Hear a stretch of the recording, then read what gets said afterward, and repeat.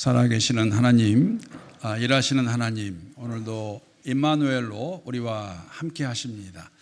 그 하나님의 말씀에 마음의 문을 활짝 열어 힘차게 화답하겠습니다. 할렐루야. 언젠가도 한번 제가 말씀드린 것 같은데 이렇게 자꾸 하는 게 이게 익숙지 않아가지고 좀 불편함이 있는데 이해해 주시기를, 저만 알겠죠? 이해해 주시길 바랍니다. 오늘 설교 제목이 참되게 예배를 드리고 있습니까? 입니다. 여러분, 참되게 예배를 드리고 있습니까? 어떻게 대답할 수 있을까요?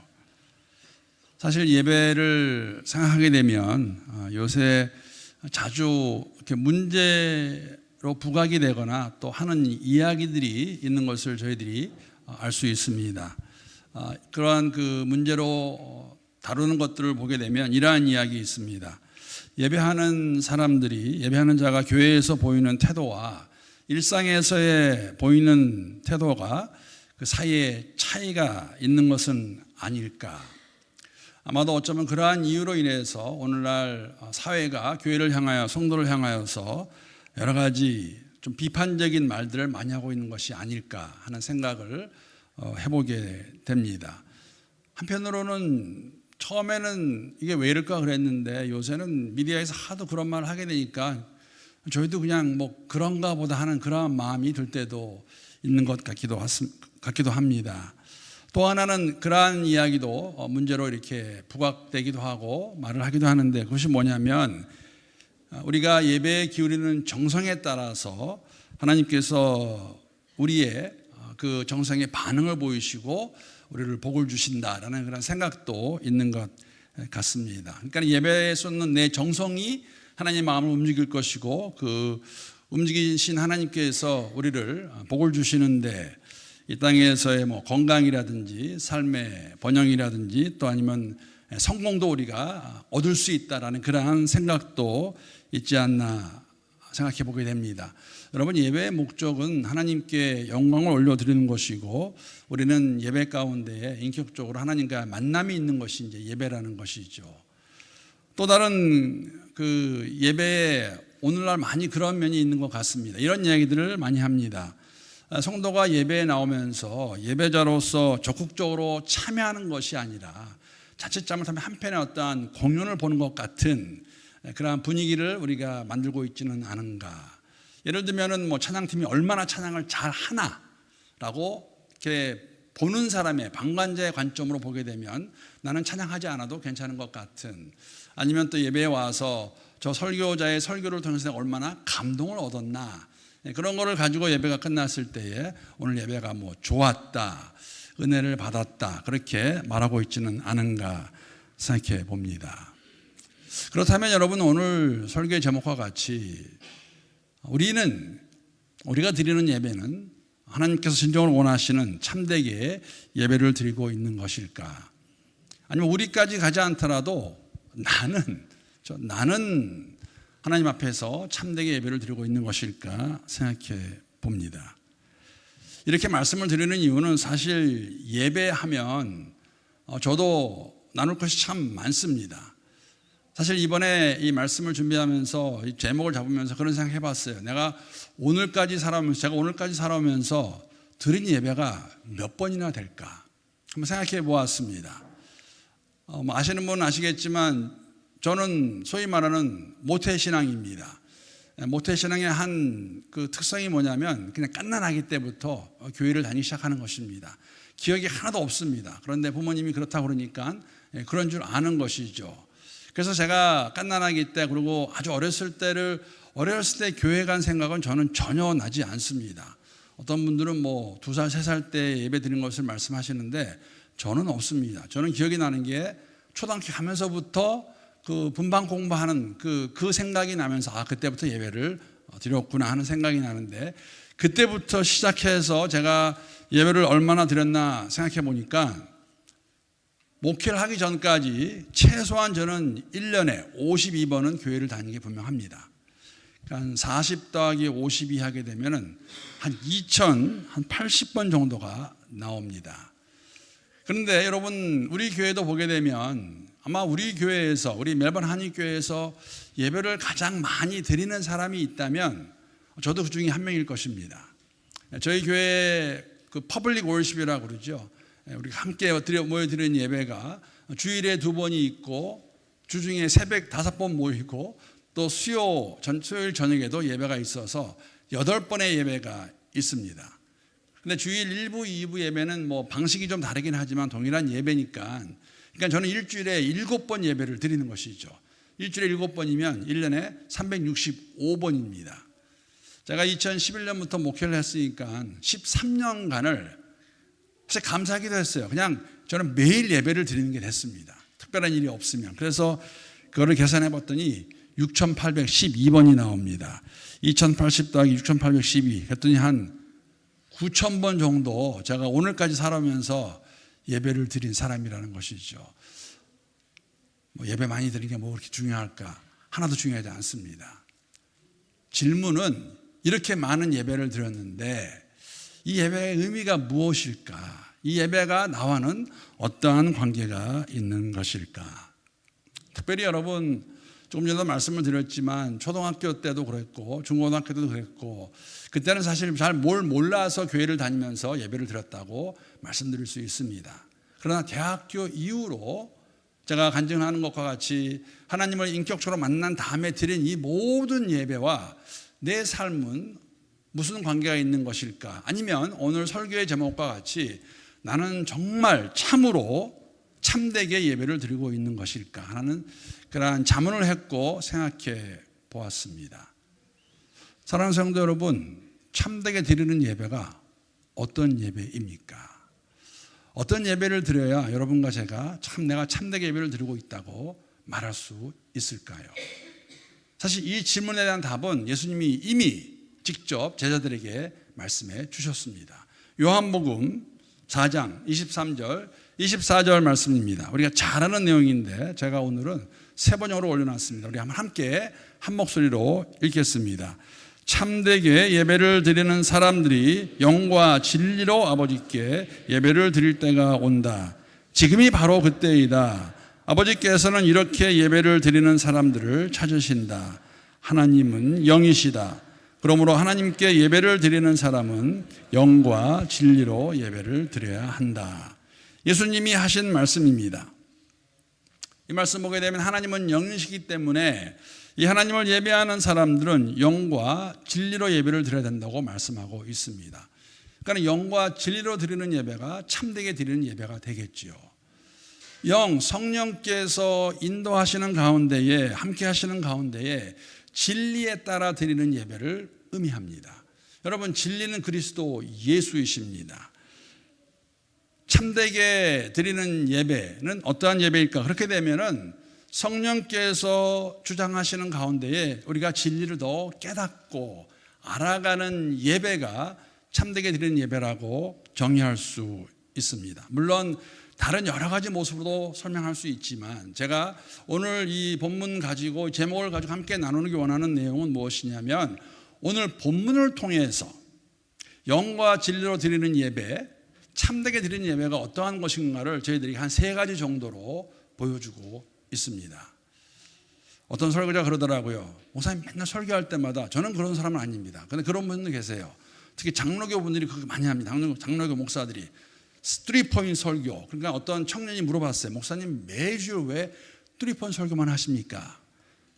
목사님 뭐라고 대답했을까요? 3개 이상 하면 기억을 못해요. 다 까먹으세요. 3개만 기억해도 정말 설교 잘 들으신 거죠.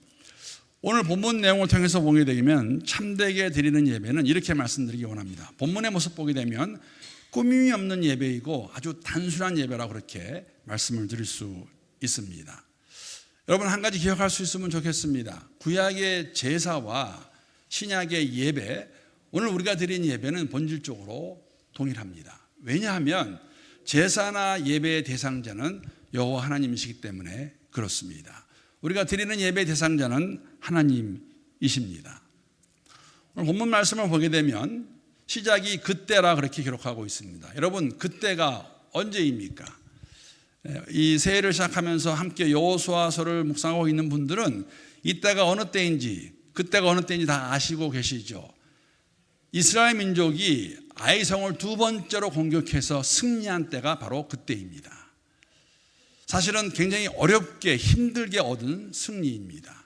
여리고성과의 전투를 비교한다면은 사실 두 번째 전투인 아이성에서는 먼저는 참패를 당했고 두 번째가 되어서 이들이 승리를 얻고 난 다음 바로 그때에 제사를 지내는 것을 우리가 알 수가 있는데, 이 제사의 중앙에 있는 이 제단을 어떻게 오늘 31절에서 말씀하고 있냐면은 그 중심에 놓인 제단이 쇠 연장으로 다듬지 아니한 새 돌로 만든 것임을 저희들이 알 수가 있습니다. 연장을 쓰지 아니한 자연스러운 돌 하나를 가지고 와서 그 제단 위에서 제사를 지내는 것, 번제를 지내고 화목제를 지내는 것을 알 수가 있습니다. 왜 그렇게 했을까? 물론 여호수아가 이렇게 한 이유는 모세와 출애굽 1세대 리더들이 그렇게 하라고 이미 명령하였기 때문에 그렇습니다. 신명기 말씀 보게 되면 이러한 말씀이 기록되어 있습니다. 신명기 27장 4절부터 7절까지의 말씀 제가 한번 읽어보겠습니다. 너희가 요단을 건너거든 내가 오늘 너희에게 명령하는 이 돌들을 에발산에 세우고 그 위에 석회를 바를 것이며 또 거기서 내 하나님 여호와를 위하여 제단 곧 돌단을 쌓되 그것에 쇠 연장을 대지 말지니라. 너는 다듬지 않은 돌로 내 하나님 여호와의 제단을 쌓고 그 위에 내 하나님 여호와께 번제를 드릴 것이며 또 화목제를 드리고 거기에서 먹으며 내 하나님 여호와 앞에서 즐거워하라 라고 하신 그 말씀을 여호수아가 기억하고 아이성에서 승리했을 때에 그대로 따라서 지금 제사를 지내는 것을 우리가 확인할 수가 있습니다. 포커스 두기 원하는 것은 연장을 대지 않은 쇠를 대지 않은 다듬지 않은 돌로 제단을 만들려고 하신 말씀입니다. 여러분, 여리고성에서 승리를 했고 물론 아이성은 우리가 다 아는 것 같이 두 번째 승리를 했지만 승리한 후에 거기서 얻은 전리품들이 굉장히 많이 있었습니다. 그런 것 가지고 제단 만들지 말고 어떻게 보면 자연 그대로 있는 돌을 가져다가 하나님 앞에서 제사를 지내라고 그렇게 말씀하고 있습니다. 어쩌면 이스라엘 민족들 가운데는 그런 사람들이 있지 않았을까요?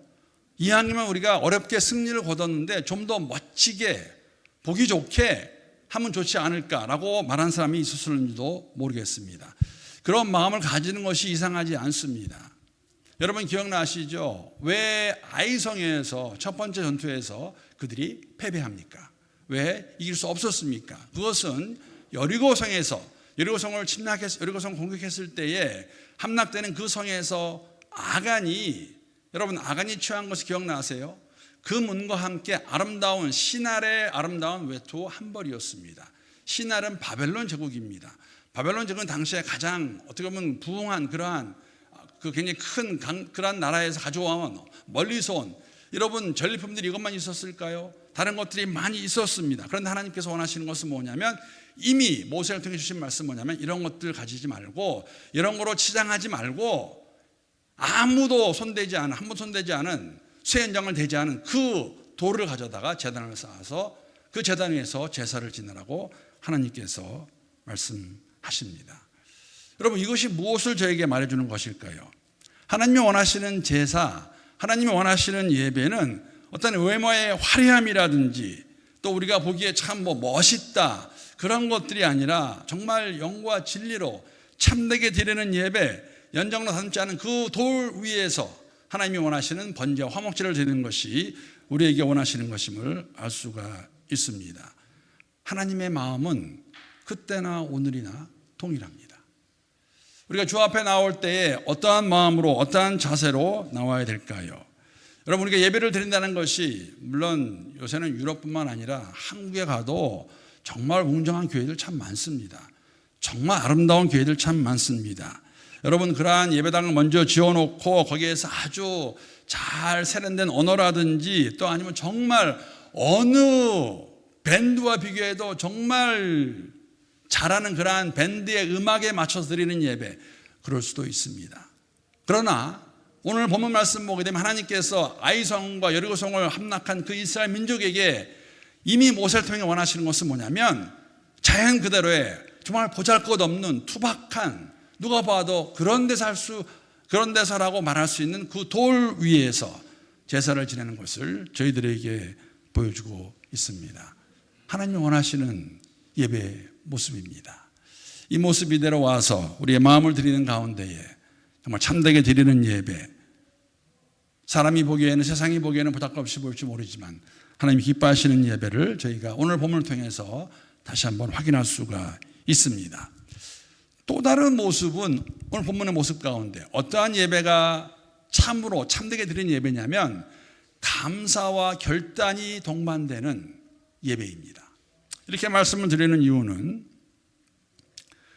여러분, 이 오늘 제사의 내용은 약속의 땅 가나안에 들어와서 이스라엘 공동체가 처음으로 드리는 제사입니다. 함께 모든 공동체가. 그런데 이 시기가 굉장히 흥미롭습니다.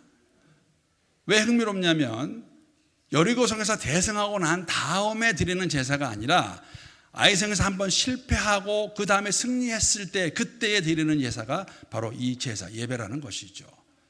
그럼 왜 이때 드렸을까? 한편으로 보게 되면 여리고성에서 정말 그렇게 엄청난 대승을 거두었을 때 그때 제사를 드리는 게 더 맞지 않았을까요? 더 좋지 않았을까요? 하나님의 의도가 무엇일까? 이러한 아이성에서 승리하고 난 다음에 제사를 드리는 모습을 통해서 우리가 보기 원하는 것이 있다면 무엇일까? 여러분, 이러한 하나님의 의도를 우리가 좀 분별하려면 이러한 질문을 제가 먼저 드려보기 원합니다. 여러분, 이스라엘 민족이 여리고성을 함락시킬 때에 어떻게 해서 여리고성을 함락시킬 수 있었습니까? 40년간 광야에서 방랑했습니다.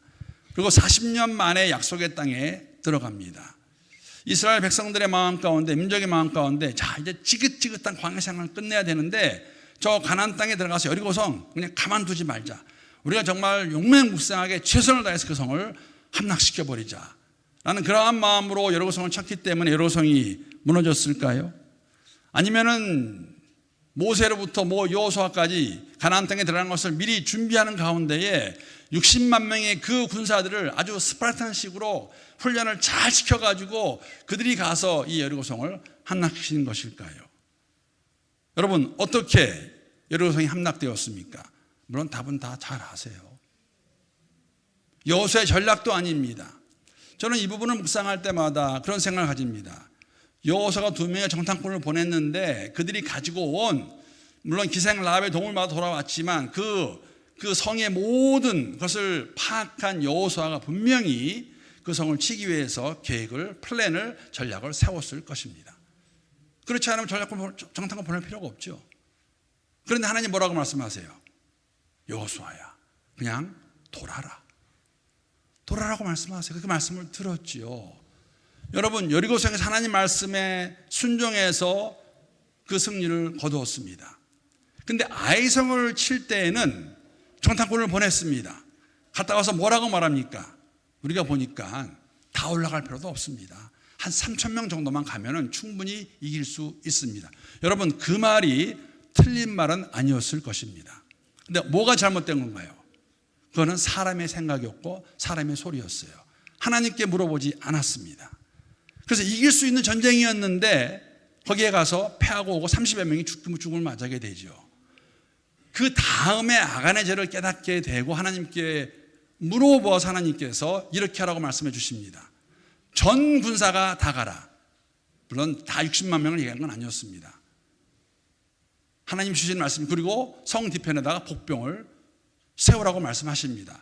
그 말씀대로 했을 때에, 그 말씀에 순종했을 때에 여러분 어떻게 됩니까? 그 아이성을 함락시킬 수 있었습니다. 바로 그때에 제사를 지냅니다. 여러분, 어떠한 제사였을까요?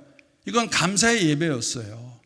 하나님께서 함께 하시는 가운데 일이 이루어진 것을 기억하며 감사하는 제사, 감사하는 예배가 오늘 본문에 나와 있는 제사죠. 감사뿐만 아니라 결단하는 모양, 결단하는 모습이 이렇게 들어가 있습니다. 오늘 본문 34절 보게 되면 이렇게 기록하고 있습니다. 34절 말씀. 우리 한번 함께 읽겠습니다. 자, 시작. 그 후에 여호수아가 율법책에 기록된 대로 축복과 저주하는 율법의 모든 말씀을 낭독하였으니. 지금 제사를 지내고 있는 그 상황에서 제사가 끝나간 무렵에 여호수아가 율법책에 기록된 모든 것을, 그 모든 것을 본문 말씀 보게 되면 축복과 저주의 말씀이라고 그렇게 기록하고 있습니다. 사랑하는 성도 여러분, 무엇이 축복이고 무엇이 저주입니까? 성경에서 말하고 있는 축복과 저주가 무엇입니까? 축복은 하나님 말씀에 순종했을 때 우리에게 주어지는 형통한 삶입니다. 저주는 하나님 말씀 불순종했을 때 우리에게 주어지는, 이스라엘에게 주어졌던 여러분 고난과 심판의 모습입니다.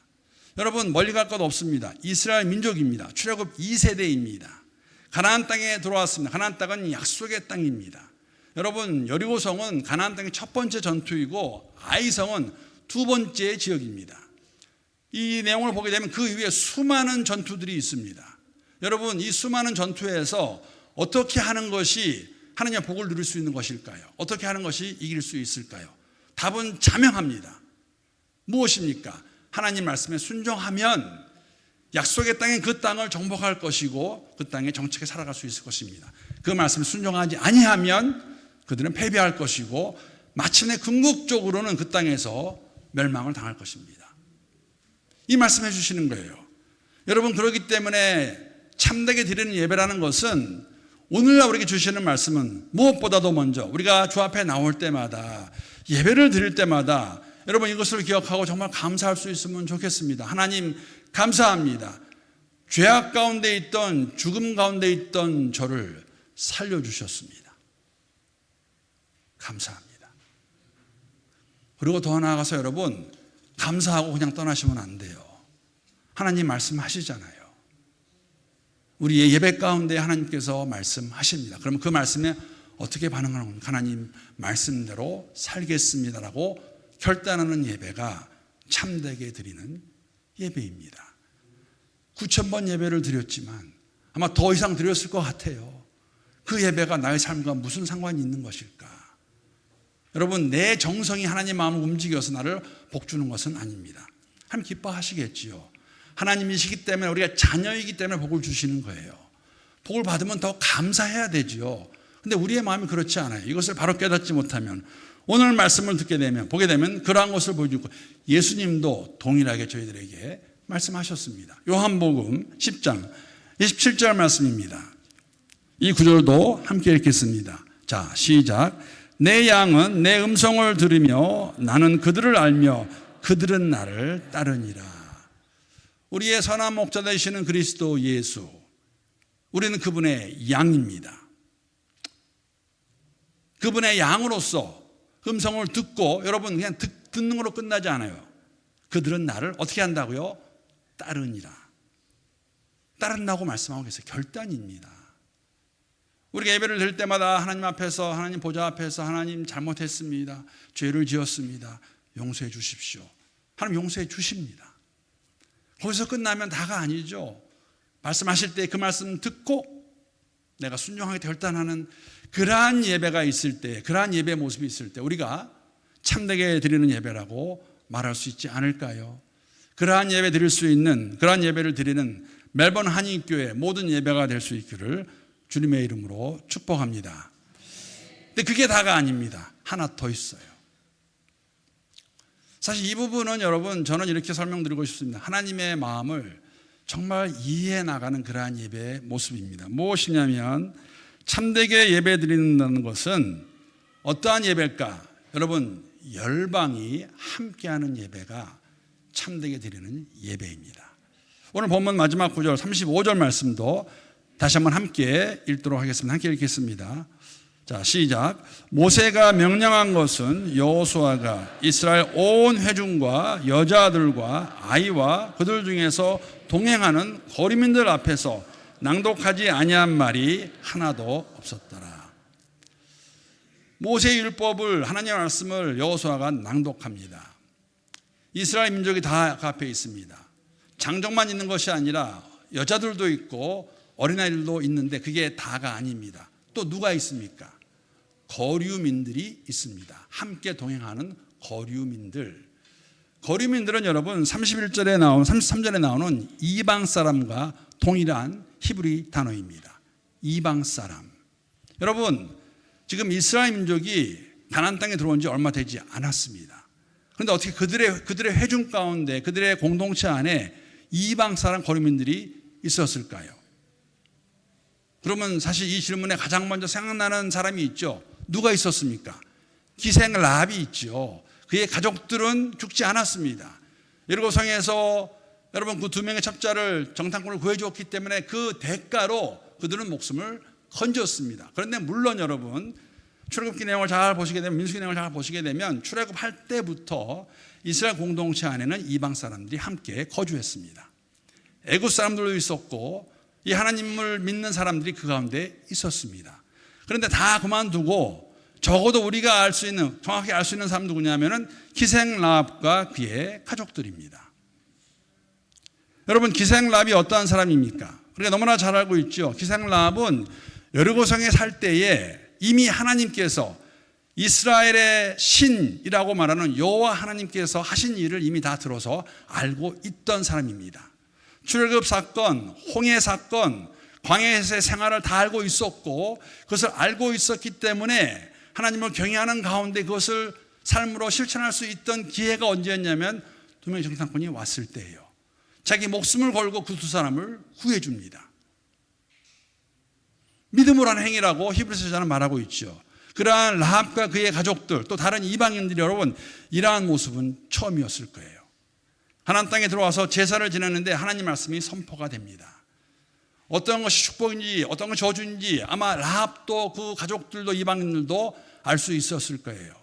여러분, 축복은 무엇입니까? 하나님이 함께 하시는 가운데에 이 일이 이루어지는 것을 경험하는 것이 복이죠. 그렇지 않으면 저주입니다. 여러분, 이것만큼 좋은 소식이 있을까요? 이스라엘 회중 가운데는 공동체 안에는 이스라엘 민족뿐만 아니라 이방 사람들도 함께 있는 것을 보는 가운데에 우리의 예배도 우리가 한국 사람이지만 이러한 열방들이 함께 해야 되는 것을 저희들에게 보여주고 있습니다. 어떻게 하는 것이 함께 하는 것일까요? 이게 좋은 소식이라면 여러분, 이게 사실 아버지의 마음입니다. 하나님은 처음부터 이러한 마음을 가지고 계셨습니다. 이스라엘 민족만 예뻐서 그들을 택해가지고 너희들 잘 살아라가 아니라 내가 너희를 사용하겠다. 내가 너희를 도구로 쓰겠다. 너희를 도구로 쓰는 목적은 무엇이냐면 열방의 모든 민족들이 나를 아는 것이다. 나를 알고 복받는 것이다. 그거였거든요. 우리 예배 똑같습니다. 우리의 예배는 이러한 퍼블릭 월십이 있는가 하면 우리의 일상의 예배가 있습니다. 가장 먼저 해야 될 것, 정말 여러분과 제가 참되게 드리는 예배라면 이 하나님 아버지의 마음을 좀 더 이해하는 가운데 그 아버지의 마음을 시원하게 하기 위해서 우리의 일터에서 우리의 삶의 현장에서 복음을 살아내는 것이겠죠. 세상과 다르게 살아가는 것이겠죠. 그리고 더 나아가서 하나님께서 가라고 말씀하시면 가야죠. 로마서 10장에 보면 이런 말씀이 있습니다. 잘 아시는 내용일 텐데 로마서 10장 13절부터 15절까지 말씀 제가 한번 읽어보겠습니다. 누구든지 주의 이름을 부르는 자는 구원을 얻으리라. 구원을 받으리라. 그런즉 그들이 믿지 아니하는 일을 어찌 부르리요? 듣지도 못한 일을 어찌 믿으리요? 전파하는 자가 없이 어찌 들으리요? 15절 함께 읽겠습니다. 자, 시작. 보내심을 받지 아니하면 어찌 전파하리요? 기록된 바 아름답도다. 좋은 소식을 전하는 자들의 발이요 함과 같으니라. 좋은 소식, 하나님을 믿으면, 하나님을 신뢰하면 그 삶 가운데 복이 있을 것이다. 좋은 소식입니다. 복된 소식입니다.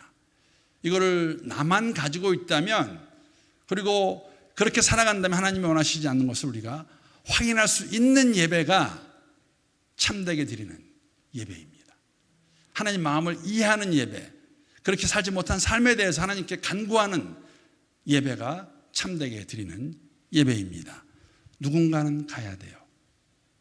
가지 못한다면 함께 기도하는 것이고 단기팀도 보내는 것이고 우리가 함께 동역하는 성사를 통해서 우리가 그분들이 더 사역을 잘할 수 있도록 하는 것은 다 이 목적을 이루기 위함입니다. 호주에 살고 있지만 멜번에 살고 있지만 그분들과 함께 동행하는 가운데 이 좋은 소식이 더욱더 많은 사람들에게 선포가 되고 예수를 믿을 수 있는 기회를 주기 위한 것. 그런데 여러분, 그 가는 사람 가운데 만약 하나님이 나보러 가라고 그러시면 여러분 무엇이라고 대답하시겠습니까? 그 대답은 하나님 앞에서 여러분이 하시면 돼요. 부르시면. 그렇죠? 우리가 드리는 예배, 주님께 드리는 예배가 될 수 있기를 바랍니다. 정말 꾸밈이 없는, 그러나 우리의 마음이 담겨져 있는, 그러한 정성이 들어가 있는, 하나님을 사랑하는 그러한 예배, 그러한 가운데에 우리가 모일 때마다, 예배 드릴 때마다 구원의 은혜에 감사하고 감격하는 예배, 거기서 끝나지 않고 말씀대로 살겠다고 결단하는 예배, 그 결단 가운데에 열방을 향한 하나님의 마음을 서로 이해하고 어떠한 모습이 되었던지 간에 함께 동참하는 그러한 마음을 가질 수 있는 그러한 예배, 참되게 드리는 예배, 그런 예배를 드릴 수 있는 우리 모두가 될 수 있기를 우리 주님의 이름으로 축복합니다. 아멘. 우리 함께